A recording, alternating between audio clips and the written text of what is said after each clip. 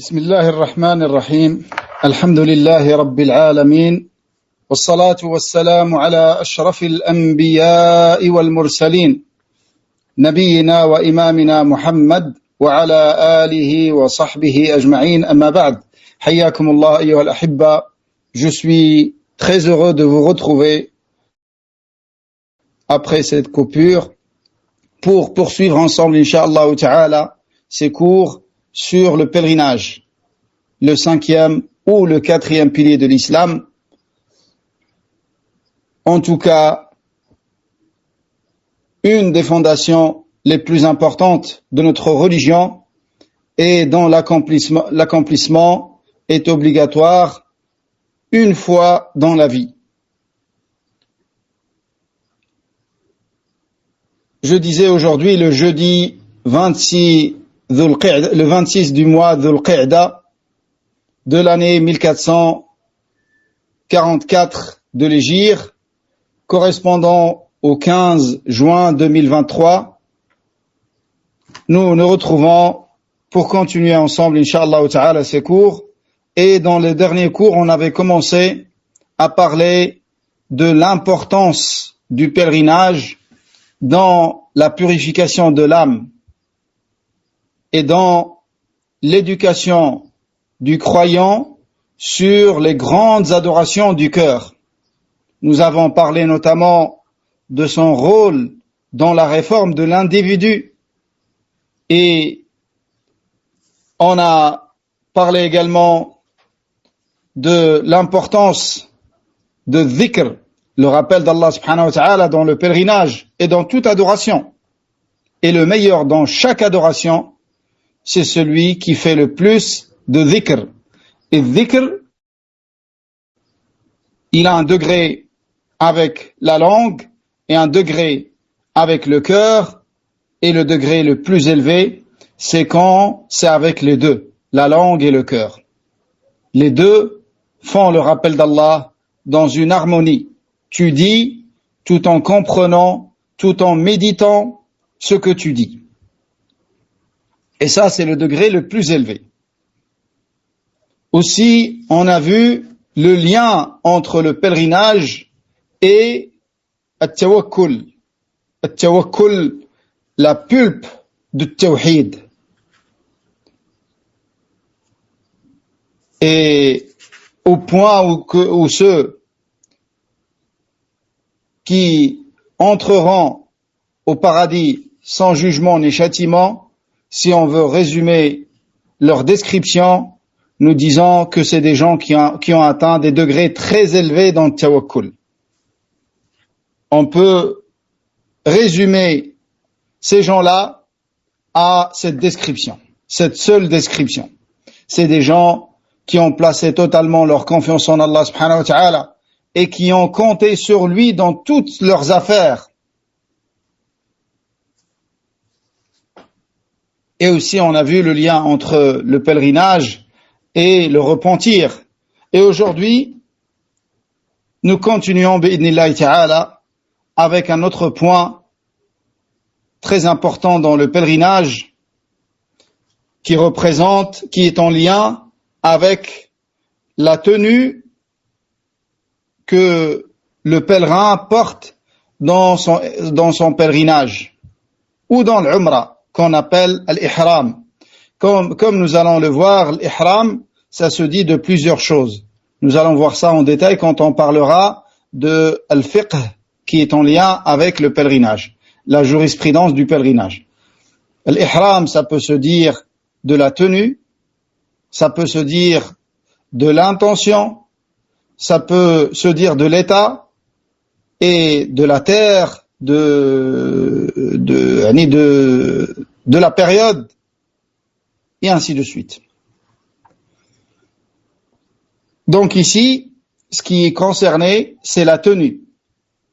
La tenue qu'on appelle ihram, que portent les hommes. Les hommes doivent obligatoirement porter des vêtements qui n'épousent pas la forme du corps et retirer tous les vêtements qu'ils portent habituellement et qui sont faits selon la forme du corps. C'est pas une condition que ça ne soit pas cousu, malgré qu'on l'appelle en arabe le makhit, mais ça c'est une terminologie des savants pour dire que ça n'épouse pas la forme du corps. C'est pas un problème que ça comporte des coutures. Et au contraire, tu peux trouver des vêtements dans lesquels il n'y a aucune couture, comme certains t-shirts, ils sont faits sans aucune couture. Lakin, ils sont faits selon la forme du corps. Et ça, c'est pas autorisé. Donc, l'interdiction, c'est les vêtements qui épousent la forme du corps, à savoir les shorts, les slips, les pantalons, les t-shirts, les chemises, les qamis, les djellabas, et ainsi de suite. Tout ça, tu dois t'en débarrasser pendant ton pèlerinage, avant de mettre ton intention jusqu'à finir ton pèlerinage. يعني finir la première désacralisation. تحلل الأول.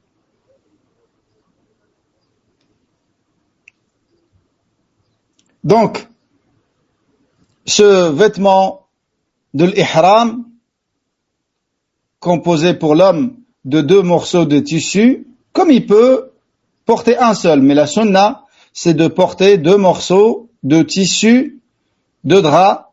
Le premier il se met sur la partie supérieure du corps et le deuxième sur la partie inférieure du corps. Et ce ihram, la sunna qui soit de couleur blanche pour les hommes. Les femmes, elles portent leurs vêtements habituels. Il y a juste une interdiction qui concerne le niqab et les gants. La femme, elle porte pas de niqab ni de gants pendant son ihram.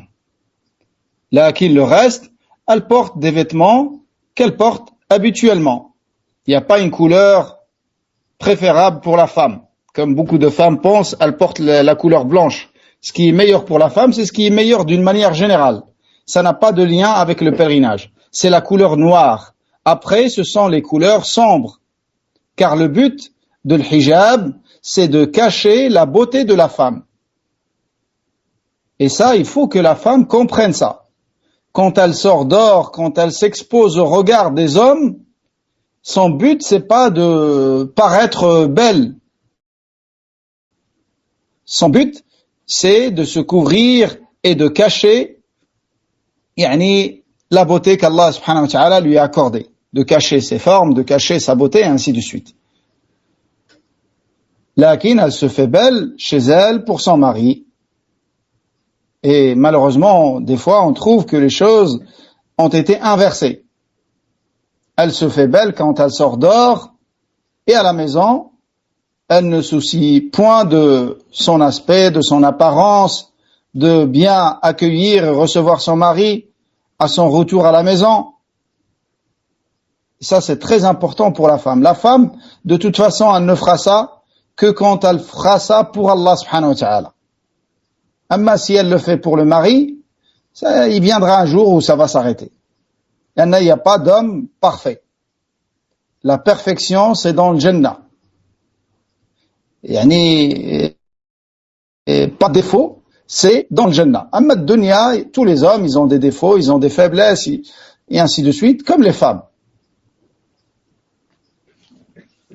C'est pour ça, la femme qui va faire ses adorations et continuer à les faire tout le temps, c'est une seule catégorie de femmes. C'est la femme qui fait ça pour Allah subhanahu wa ta'ala. Amma si elle fait ça pour le mari, comme j'ai dit, viendra le jour où elle va arrêter de le faire.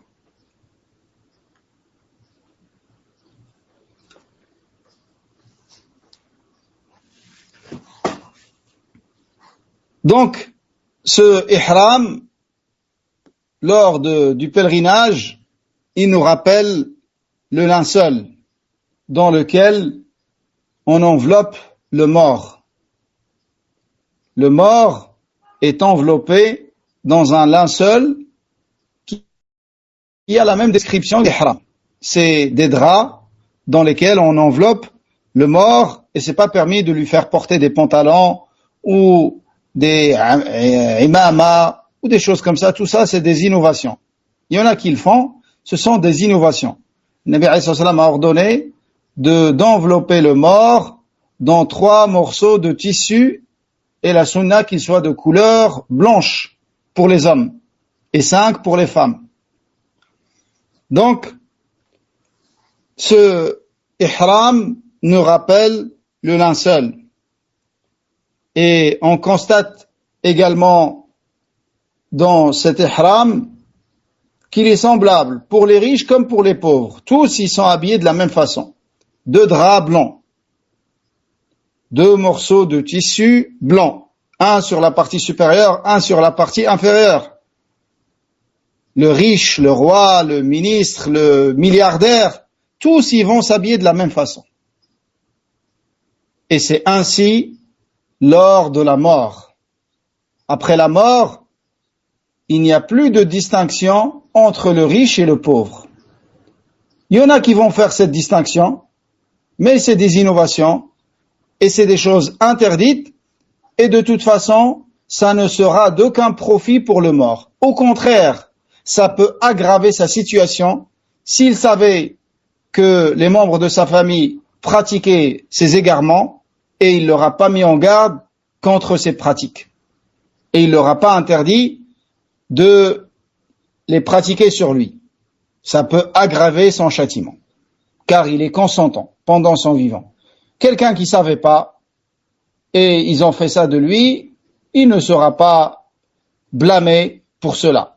Le blâme est pour ceux qui l'ont fait. Mais les savants ont précisé que quand tu sais que dans les membres de ta famille, les gens qui vont se charger de toi après ta mort, ils font des innovations, faut que tu précises qui va s'occuper de toi, qui va te laver, afin qu'on fasse toutes ces choses-là dans la totale conformité à la sunna. Ça rentre dans ta responsabilité. Après, si c'est pas respecté, tu seras pas blâmé auprès d'Allah subhanahu wa ta'ala.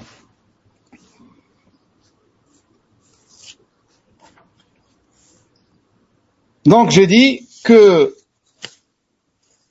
cette tenue, elle nous rappelle la mort. Que ce soit dans l'égalité entre les hommes dans cette tenue, comme c'est le cas exactement après la mort, et aussi, ça nous rappelle le linceul qui est en lien avec la mort. Qui est en lien avec la mort. Il a été rapporté selon Anas ibn Malik radiyallahu anhu, dans les 2 authentiques, que le prophète alayhi salatu wassalam a dit, le mort sera suivi par 3. 2 retourneront ou reviendront, et le 3e restera avec lui. 2 qui vont le quitter, et un seul qui va rester en sa compagnie. Ceux qui le suivent, ce sont sa famille, ses biens et ses actes. Les membres de la famille, ils viennent avec les biens qui appartenaient aux morts, sa voiture ou autres, et ses actes. Les 3 suivent le mort.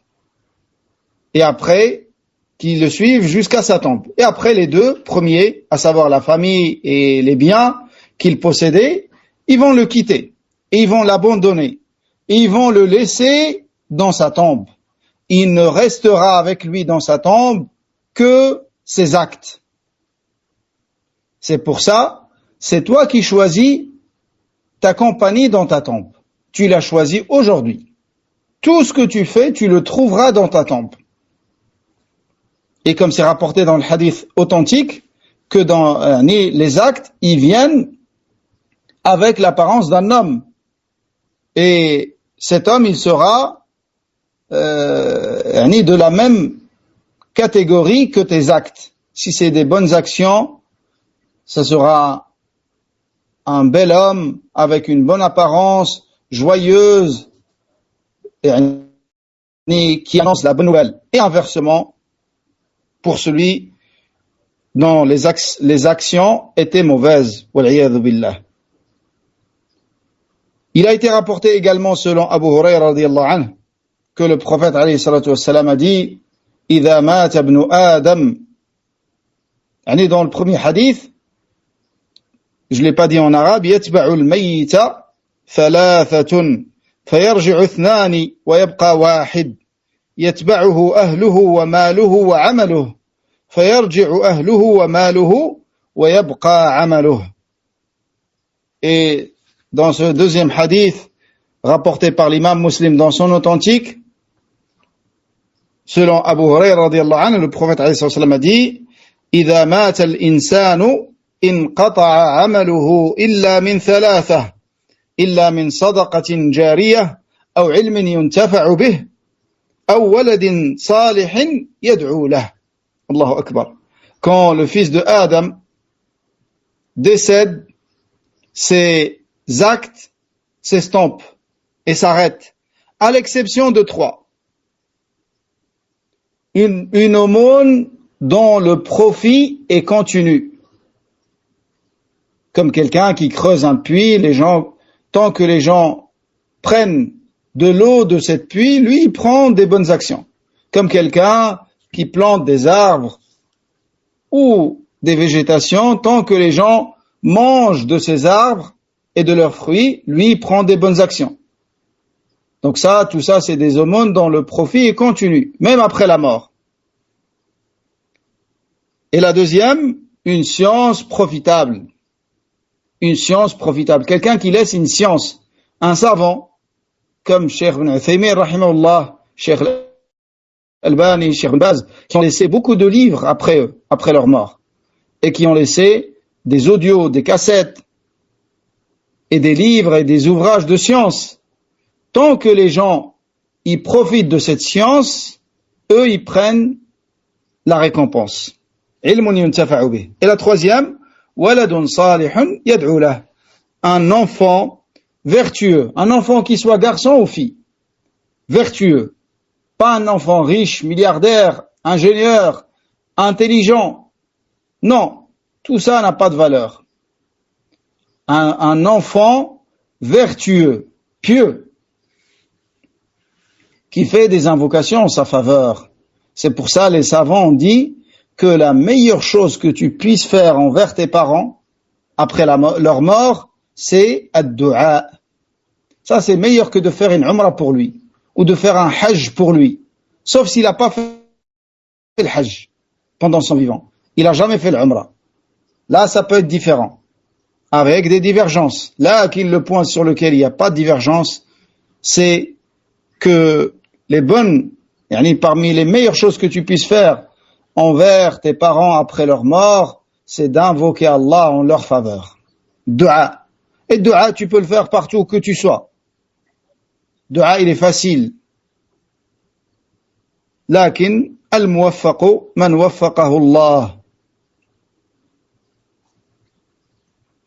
Rapporté également par l'imam Muslim,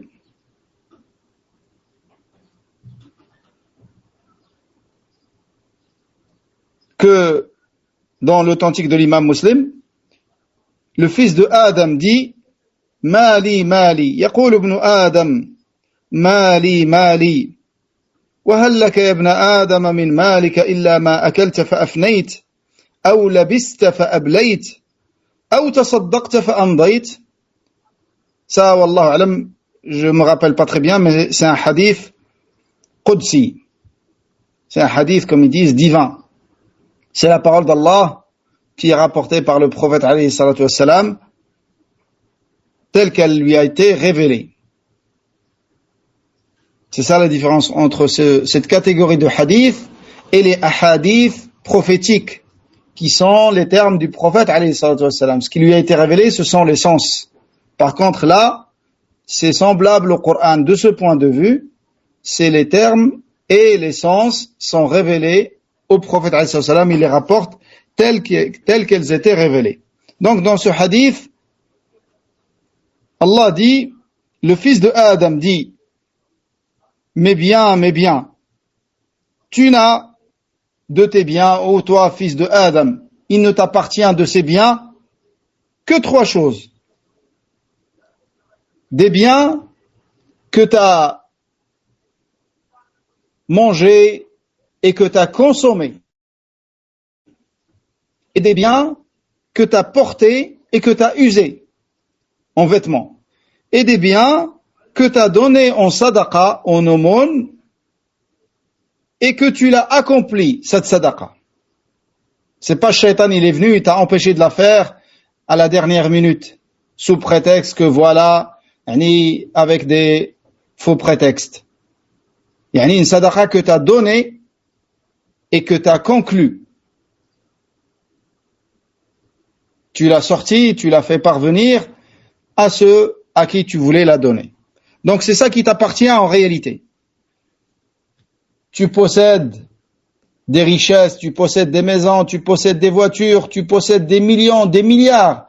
Ce qui t'appartient réellement, c'est ce que tu as consommé, ce que tu as porté et ce que tu as donné fi sabilillah. C'est ça qui t'a été vraiment profitable. Le reste, ça appartient à qui? Ça appartient aux héritiers. Par contre, toi, tu vas rendre des comptes sévères sur chaque centime d'où tu l'as gagné et dans quoi tu l'as dépensé. Eux, ils prennent cet argent sans effort de leur part, alhamdulillah, un rizq qu'Allah leur a accordé et au sujet duquel ils ne seront pas jugés. Ils seront jugés par la suite de ce qu'ils ont fait de cet argent. Mais comment ils l'ont gagné? Ils l'ont gagné d'une voie dans laquelle il n'y a pas de souci. L'héritage. Une voie halal.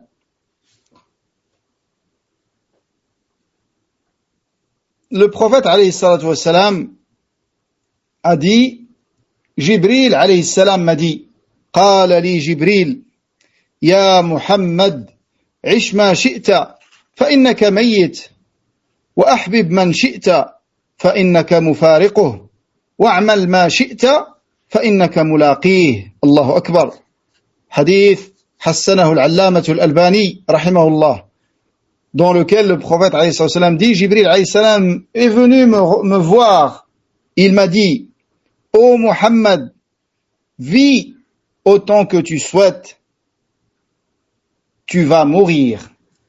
Tu vis 60 ans, 70 ans, 1 siècle, 2 siècles, ta fin, c'est la mort. Toute âme goûtera à la mort. Et aime qui tu veux, tu vas te séparer de lui. Ou bien tu vas te séparer de lui dans le dunya, ou bien tu seras séparé de lui par la mort. Dans le dunya, il va dans un autre pays, ou par la mort. وَاعْمَلْ مَا شِئْتَ فَإِنَّكَ مُلَاقِيهِ. Et fais en acte ce que tu veux. Tu le retrouveras. Tu retrouveras tous tes actes. C'est pour ça qu'en t'œuvre, sache que toutes ces choses-là, tu vas les retrouver auprès d'Allah. Tout ce que tu fais. Si c'est bien, tant mieux pour lui. Si c'est bien, tant mieux pour toi. Et si c'est un mal, je demande à Allah de nous en préserver. Également, mes frères, en Allah subhanahu wa ta'ala, le pèlerinage est un événement dans lequel se manifeste le statut des hommes de science d'une manière apparente. C'est pour ça que tu constates chez les pèlerins, tu vas trouver des pèlerins qui n'ont jamais posé une question dans leur vie à un homme de science. Ils n'ont jamais interrogé un homme de science au sujet de quoi que ce soit de leur religion. Tu trouves des gens comme ça, pendant le pèlerinage, qui sont très soucieux de revenir aux hommes de science et de les interroger avant de faire quoi que ce soit dans cette adoration. Et le croyant, en réalité, il doit être ainsi dans toutes ses affaires. C'est pas spécifique au pèlerinage. Dans toutes tes adorations. Même dans tes affaires mondaines qui sont en lien avec le commerce ou des choses comme ça, tu dois demander avant d'agir. La science avant la parole et l'acte. Et non pas tu fais et après tu viens, est-ce que c'est bon comme j'ai fait? Ça c'est une erreur méthodologique. Lakin, ça reste mieux que quelqu'un qui fait et qui ne demande pas. Lakin, normalement, On doit avoir la science avant d'agir et avant de parler. Comme ça, on agit avec science et on parle avec science. Et non pas avec ignorance et après on vient vérifier. C'est pour ça le croyant, il doit être ainsi dans toutes ses affaires. Et c'est triste. Et ça, c'est parmi les plans des ennemis de l'islam. Dans la séparation entre la Ummah et ses hommes de science. Ils ont éloigné les gens de la masse des ulama. Avec différentes accusations comme ce sont les savants des gouverneurs, ce sont.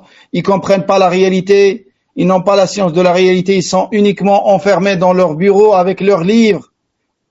Ils ne connaissent pas la réalité de la Ummah et ce qu'elle traverse comme épreuve, et ainsi de suite. Que des mensonges. Que des mensonges. Et ce qui a fait que la plupart des gens, à notre époque, ne reviennent jamais aux savants. Il ne revient pas aux hommes de science. Il agit de lui-même, ou il trouve quelqu'un à côté de lui, son voisin, il lui demande, il lui donne une...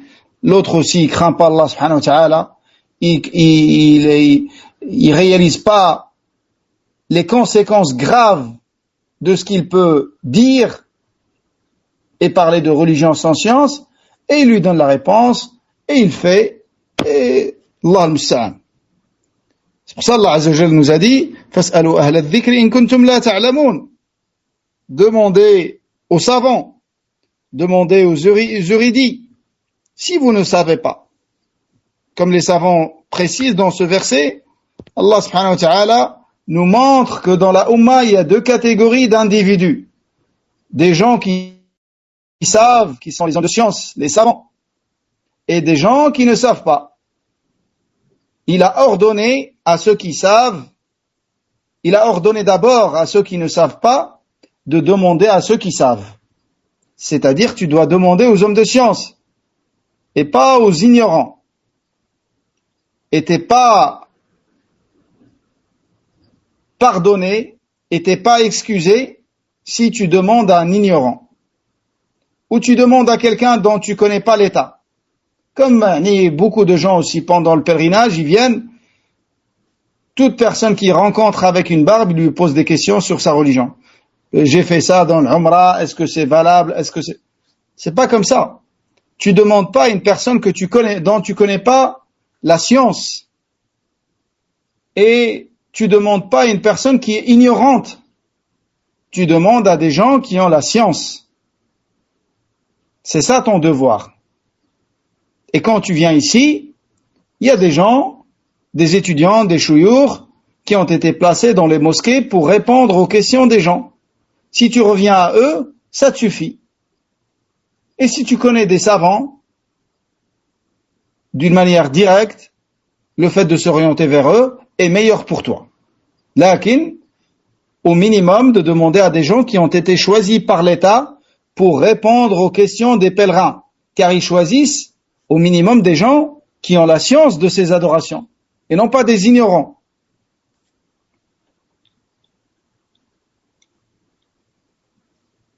Allah Azza wa Jalla dit également وَإِذَا جَاءَهُمْ أَمْرٌ مِّنَ الْأَمْنِ أَوِ الْخَوْفِ أَذَاعُوا بِهِ وَلَوْ رَدُّوهُ إِلَى الرَّسُولِ وَإِلَى أُولِي الْأَمْرِ مِنْهُمْ لَعَلِمَهُ الَّذِينَ يَسْتَنبِطُونَهُ مِنْهُمْ وَلَوْلَا فَضْلُ اللَّهِ عَلَيْكُمْ وَرَحْمَتُهُ لَاتَّبَعْتُمُ الشَّيْطَانَ إِلَّا قَلِيلًا.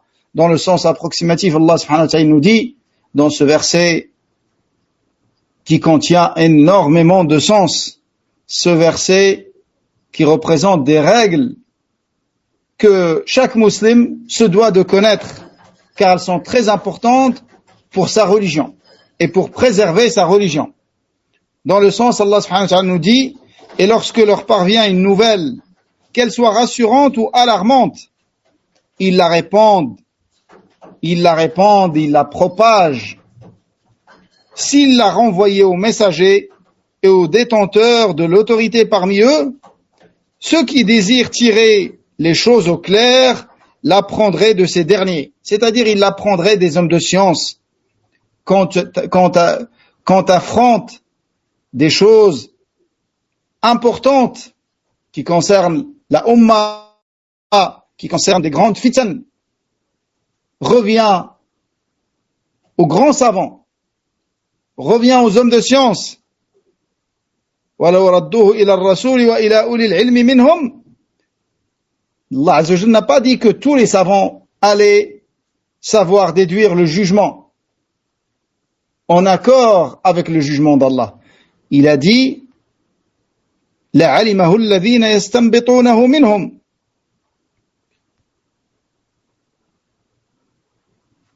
لَعَلِمَهُ الَّذِينَ يَسْتَنْبِطُونَهُ مِنْهُمْ. S'il l'a renvoyé aux messagers, aux détenteurs de l'autorité parmi eux, ceux qui désirent tirer les choses au clair l'apprendraient de ces derniers.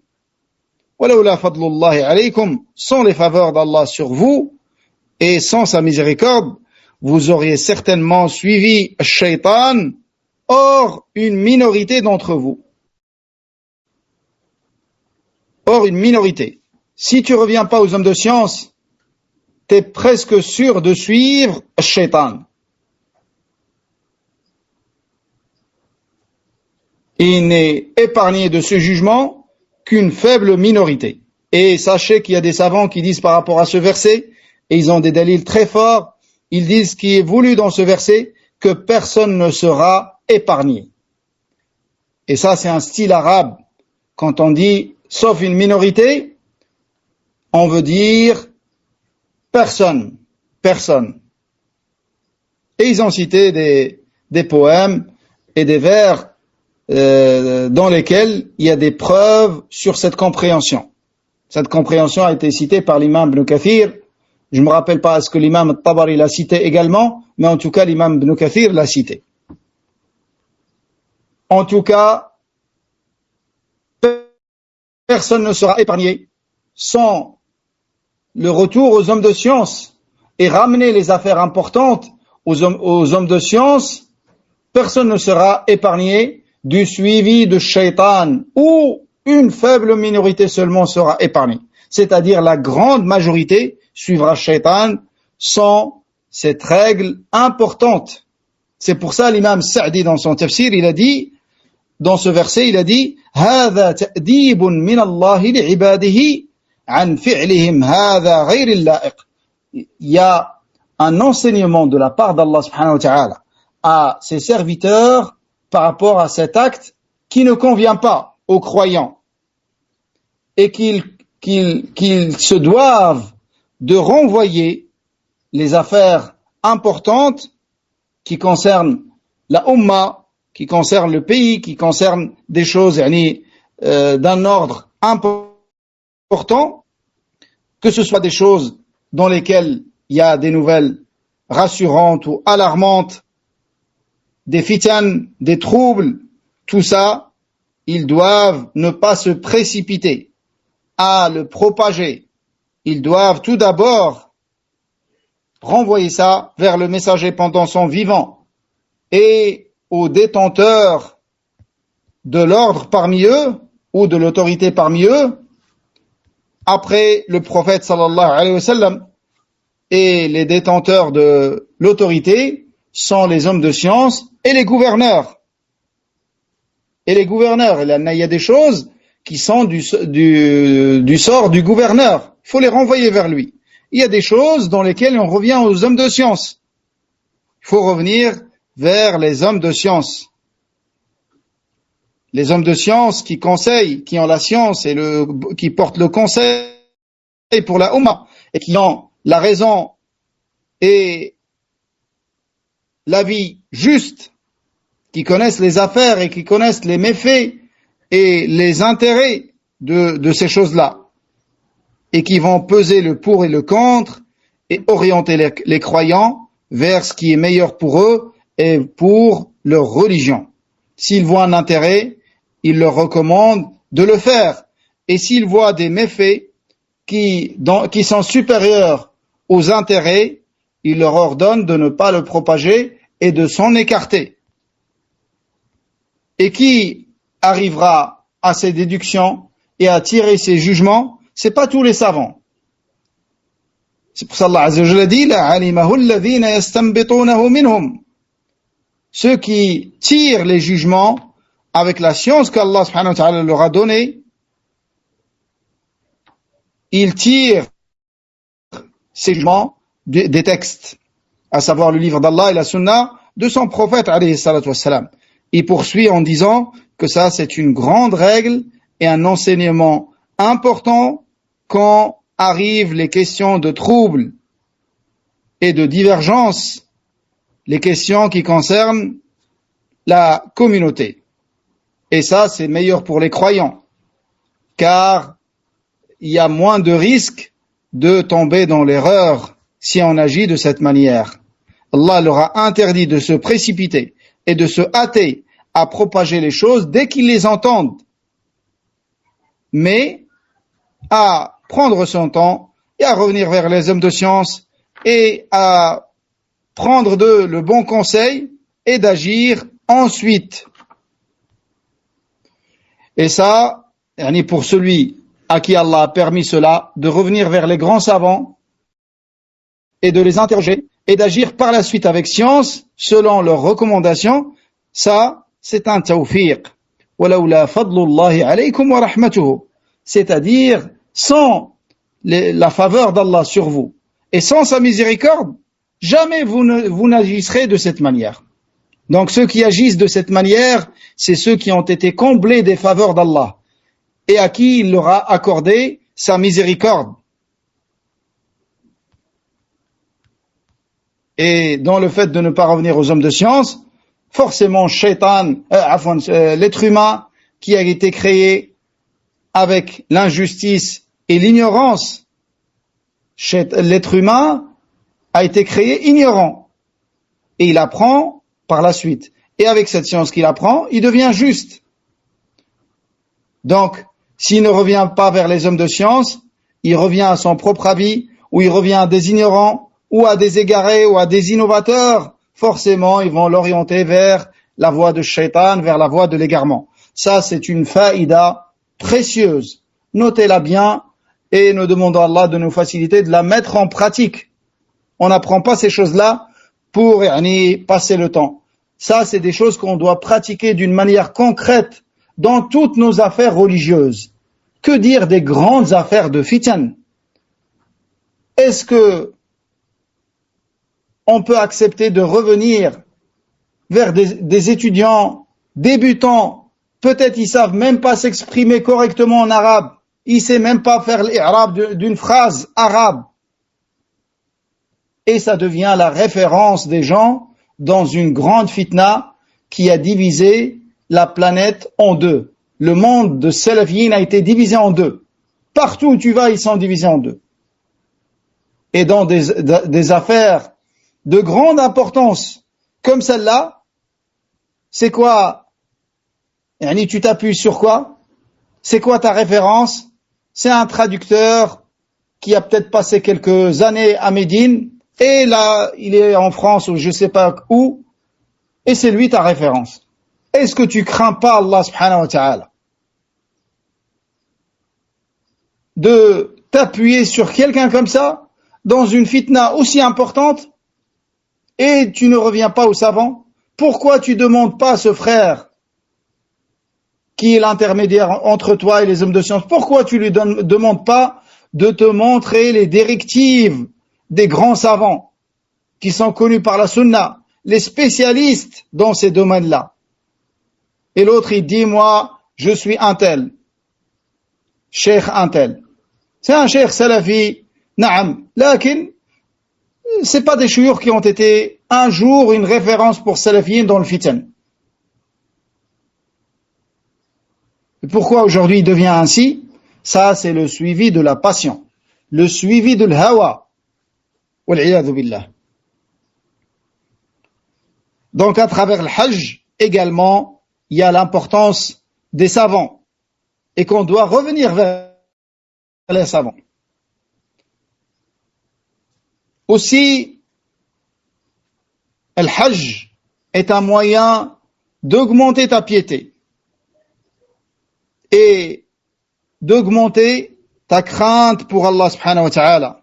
C'est pour ça la recommandation de la piété a été répétée plusieurs fois dans les versets de l'Hajj de Sourate al-Baqarah. Car le Hajj a un lien direct avec at-taqwa, avec la piété et la crainte d'Allah subhanahu wa ta'ala. Et les gens les plus aimés par Allah, qui ont le degré le plus élevé auprès d'Allah, c'est ceux qui ont le plus de taqwa.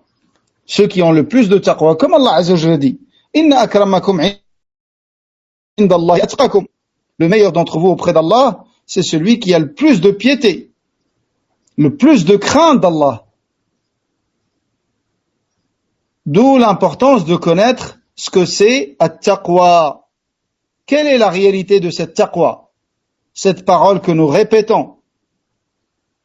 At-taqwa, mes frères, que tu places entre toi et ce que tu crains un obstacle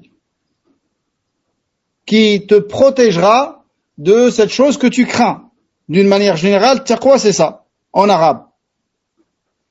Et le serviteur qui craint Allah, et qui craint son châtiment, et qui craint sa colère, il prend une protection du châtiment d'Allah et de sa colère. Et cette protection, ce n'est pas autre chose que l'accomplissement des ordres et l'éloignement des interdits. C'est pour ça qu'il a été rapporté de Hassan al-Basri rahimahullah, il a dit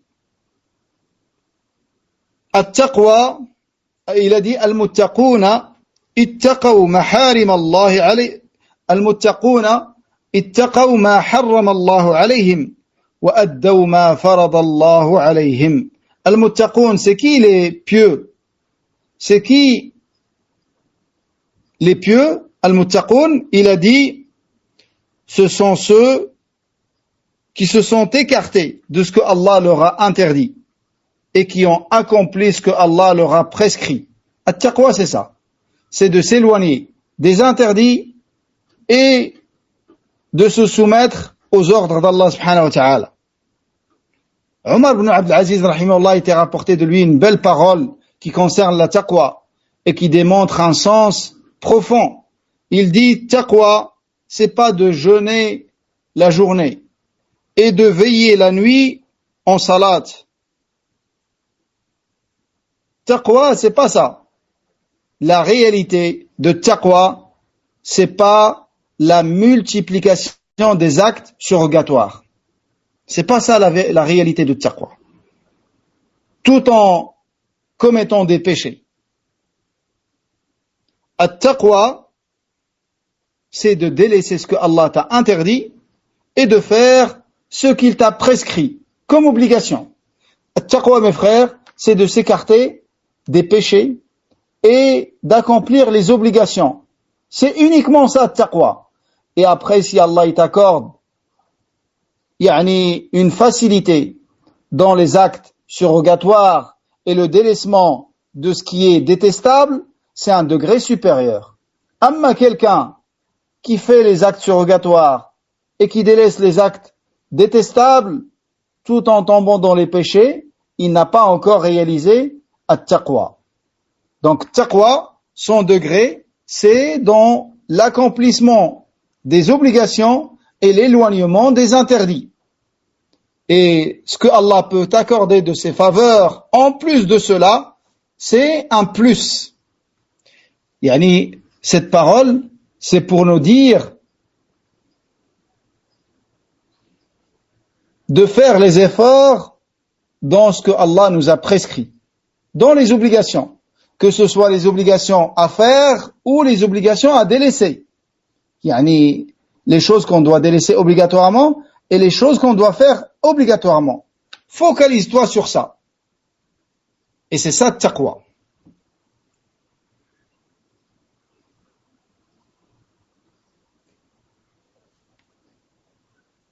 Avant que j'oublie, il y a aussi des paroles de salaf au sujet de taqwa qui montrent que la véracité de taqwa et la réalité de taqwa, c'est dans le délaissement des interdits. C'est pour ça tu trouves que beaucoup de gens font les obligations, font beaucoup d'actes surrogatoires, mais ils faiblissent devant le péché. Al-Muttaqi, celui qui a atteint un degré élevé dans le taqwa, c'est celui qui s'écarte des interdits, même en ayant très peu de surrogatoires. C'est celui-là qui a vraiment atteint les degrés élevés de taqwa. Et c'est pour ça que tu trouves que beaucoup de gens, ils font salat, ils font les obligations, ils font le surrogatoire. Ils n'ont pas de mal avec ça. Mais ils ont beaucoup de mal quand il s'agit de péché. Et ça, c'est un signe que taqwa est faible. C'est pour ça qu'ils ont dit la réalité de taqwa se manifeste dans le délaissement des interdits et non pas dans l'accomplissement des obéissances. Yani, c'est une mesure précise qui te permet de voir ton degré de taqwa. Et parmi les meilleures définitions qui ont été rapportées de taqwa, comme vous savez, c'est celle qui a été rapportée de Talq ibn Habib.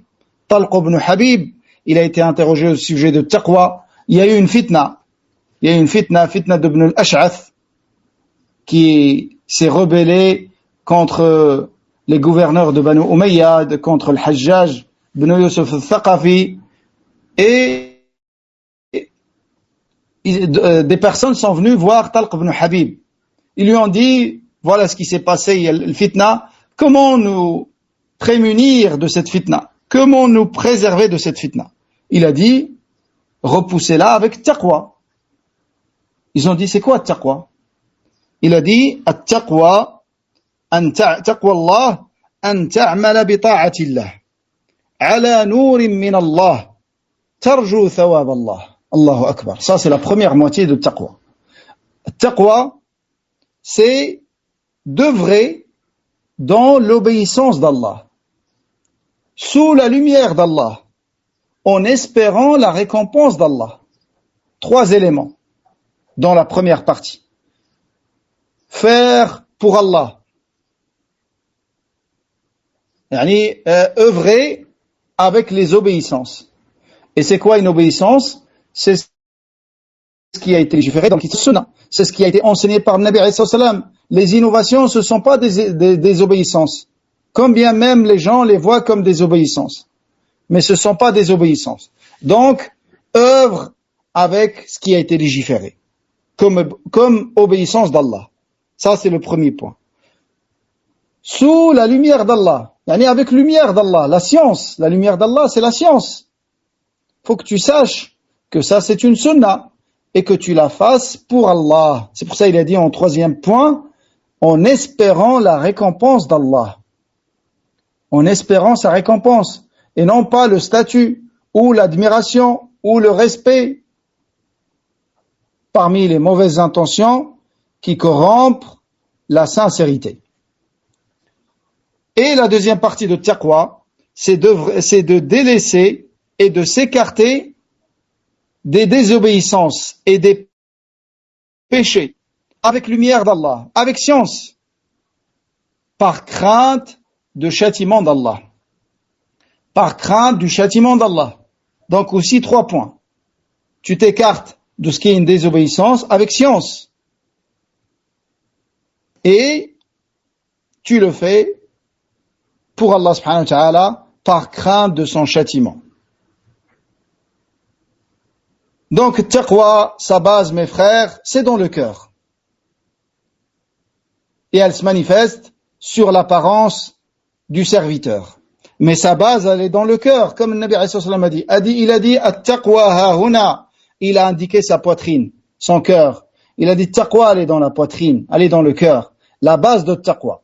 Mais elle se manifeste sur l'apparence. C'est pas possible d'avoir quelqu'un qui est taqwa, qui a le cœur rempli de taqwa et de piété, et on voit sur lui les péchés, et après il nous dit, non, mon cœur est bon, mon cœur est pur. Si ton cœur était pur, si ton cœur était réformé, ton apparence serait réformée. Comme a dit le Nabi alayhi salam, إذا صلح صلح الجسد كله. Dans le corps, il y a un morceau de chair. Quand il est réformé, tout le corps suit. Tout le corps se réforme. Et quand il est corrompu, tout le corps également suit. Qui est le roi du corps? Le cœur. Et le cœur, il est... le cœur, j'ai pensé l'aql. Lakin le cœur, c'est le cœur qu'on connaît tous. Et l'aql également, il est dans le cœur. Et le cerveau, c'est un outil qui est utilisé par le cœur. C'est un outil. Lakin la compréhension et ses sens de foi, ils sont dans le cœur, dans la poitrine.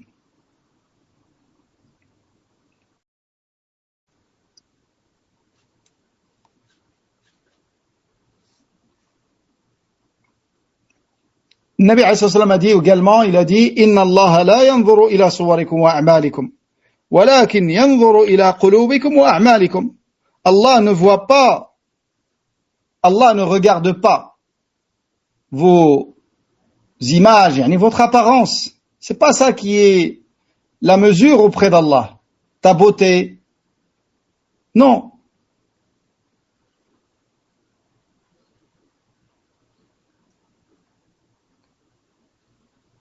Allah ne regarde pas ta beauté. C'est pas ça qui va faire la différence. Ni tes biens. Allah ne regarde pas la yanzuru ila suwarikum wa amwalikum. Wa innama walakin yanzuru ila qulubikum wa a'malikum. Mais il regarde vos cœurs, ce qu'il y a dans ton cœur. Est-ce qu'il y a dans ton cœur l'amour pour la Ummah, l'amour pour le musulman, aimer le bien pour les gens d'une manière générale, pour le musulman et pour le kuffar également, aimer leur guider et qu'Allah les guide dans l'islam. Est-ce que dans ton cœur il y a ces choses-là? Est-ce que tu aimes pour ton frère ce que tu aimes pour toi-même? Cette chose-là qui ne te coûte absolument rien. Tu n'as pas besoin de dépenser 1 centime pour atteindre ce degré obligatoire de la foi, qui est d'aimer pour ton frère ce que tu aimes pour ta personne. Il t'est pas demandé de partager ton pain avec lui, de partager ton argent avec lui. Ça, c'est un degré supérieur. C'est un degré supérieur. Là, le degré obligatoire, c'est uniquement d'aimer pour lui ce que tu aimes pour ta personne.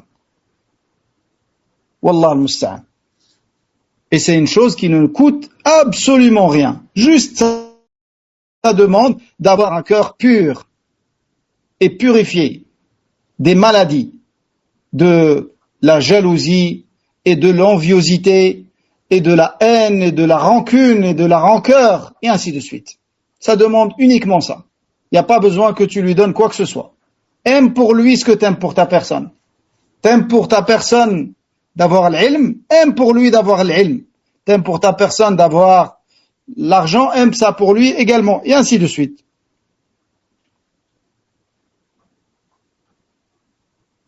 Donc Allah ne regarde pas ce qui représente votre valeur et votre statut auprès d'Allah, c'est pas ta beauté physique. Abu Lahab, c'est un homme, un très très bel homme. C'est pour ça qu'ils l'ont appelé dans le Jahiliya, ils l'ont appelé Abu Lahab. Une flamme. Lahab, c'est la flamme. C'est comme s'il avait une flamme dans le visage, une beauté. Et c'est un homme qui sera éternisé en enfer. Donc c'est pas ta beauté. C'est pas ta beauté physique. C'est pas la beauté de ton corps. C'est pas ta richesse qui fera la différence auprès d'Allah. Tout ça n'a pas de valeur auprès d'Allah. Ce qui a de la valeur auprès d'Allah, c'est ce que renferme ton cœur et tes actes. C'est pas seulement le cœur. Dans certaines versions, il y a cette erreur, il est cité uniquement le cœur. Lakin le cœur et les actes. Une version dans l'authentique de l'imam Muslim selon Abu Huraira. Il y en a qui disent, moi j'ai la foi dans le cœur, et par exemple des sœurs, elles portent pas le hijab, j'ai la foi dans le cœur. Désolé Urti, nous on connaît pas ce qu'il y a dans le cœur, mais on voit ce qu'il y a sur l'apparence. Nous, on a été chargés de juger selon l'apparence seulement. Comme a dit Omar radiyallahu anhu dans Sharh Sunnah de l'imam al-Barbahari, ne jugeons l'apparence. Et ce qu'il y a dans le cœur, c'est entre toi et Allah. Celui qui nous montre le bien, on dit c'est quelqu'un de bien. Et celui qui nous montre le mal, on dit c'est quelqu'un qui a du mal proportionnellement à ce qu'il a fait. Yani non plus, on va pas traiter le musulman comme on traite le kafir.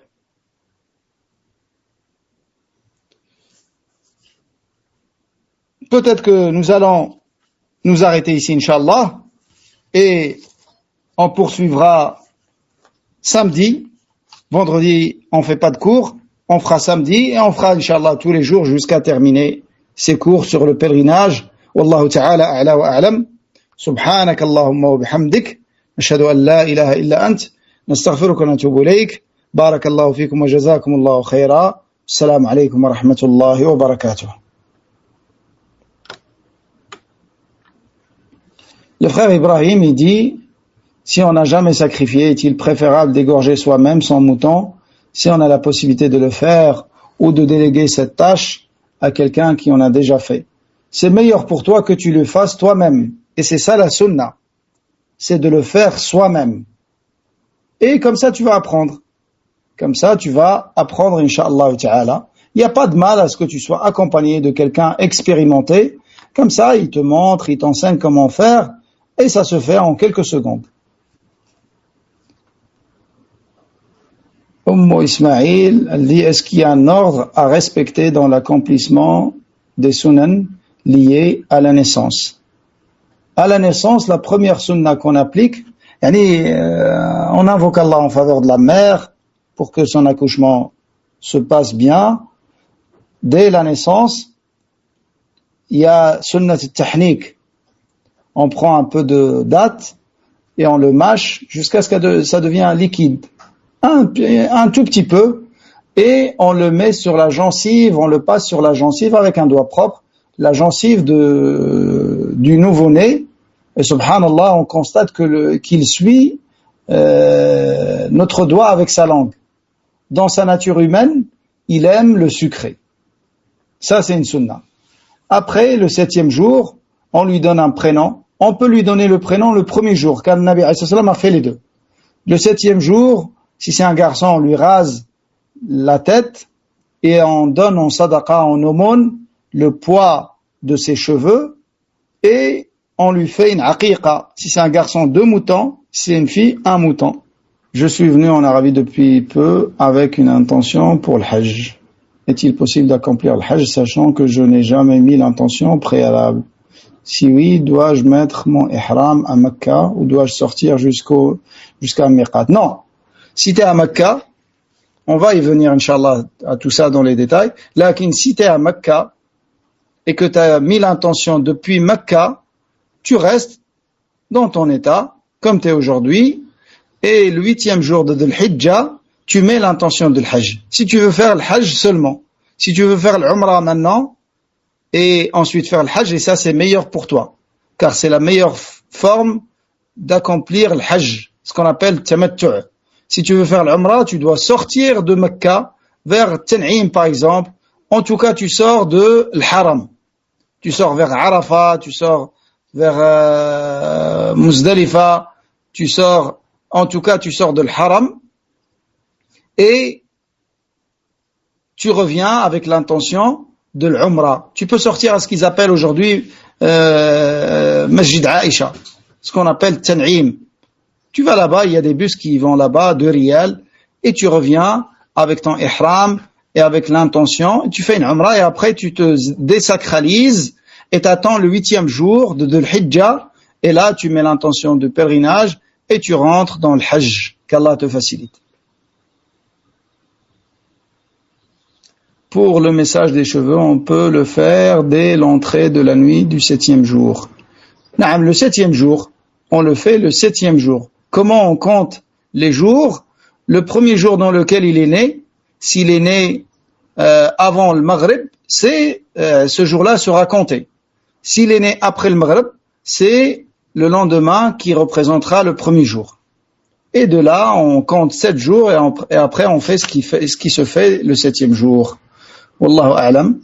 Barakallahu fikum wa jazakumullahu khaira. Assalamu alaykum wa rahmatullahi wa barakatuh.